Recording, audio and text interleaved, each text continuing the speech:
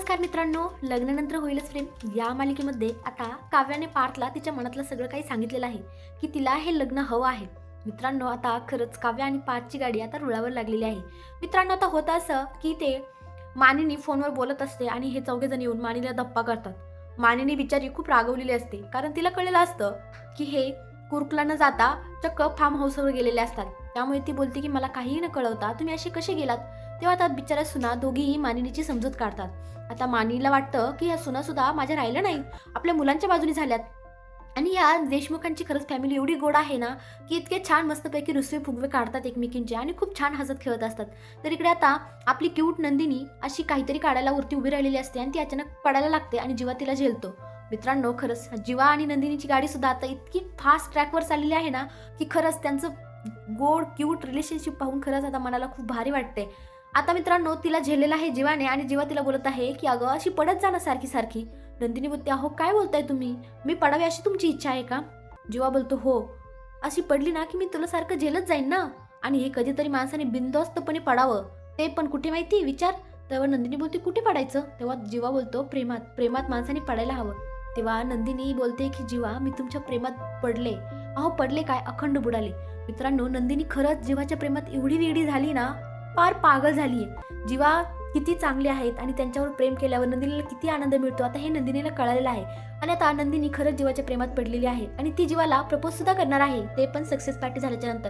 तर इकडे आपली काव्या, क्यूट मांजर काव्या आता पार्थला सांगत आहे की पार्थ मला काउन्सिलिंगला नाही जायचं. पार्थ बोलतो, अहो असं काय बोलताय, काउन्सिलिंगला नाही गेल्यावर आपल्या गणिताचे टीचर रागवणार नाही का.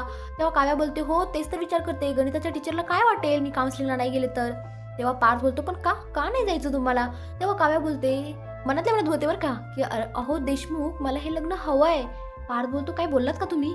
तेव्हा काव्या बोलते, अहो कशा आहात तुम्ही, प्रत्येक वेळेस मी जेव्हा मनात बोलते तेव्हा तुम्हाला सगळं ऐकू येतं आणि आता जे मी बोलते तेच तुम्हाला ऐकू येत नाहीये. पार्थ पण खूप लब्बड आहे, म्हणजे पार्थ सारखा लब्बड नवरा मी खरंच कुठे बघितला नाही. त्याला माहिती आहे काव्याला काय पाहिजे, काय बोलायचे, परंतु तो एवढा लब्बड आहे की काव्याच्या तोंडूनच ऐकायचे, मनात नाही. तर तू तोंडाने सांग की तुला मी हवा आहे.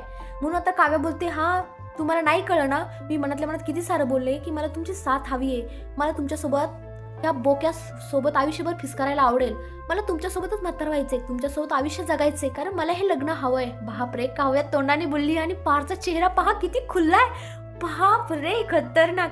आता त्यांना असं वाटतंय की आपल्या रूम मधला हा जो लग्नाचा फोटो, मित्रांनो कारण लग्न हे बळजबरीने झालं होतं, त्यामुळे लग्नात ते दोघेही हसत नव्हते. त्यामुळे आता ती काव्या बोलते की हा फोटो चेंज करून आपण हसरा फोटो लावूया. तेव्हा पार्थ इतका क्यूटपणे तिच्या गालाजवळ हात देऊन बोलतो की हा फोटो नकोय, तर हसरा फोटो हवाय. हा इथपर्यंतचा प्रवास छान केलाय माझ्या मांजरीने.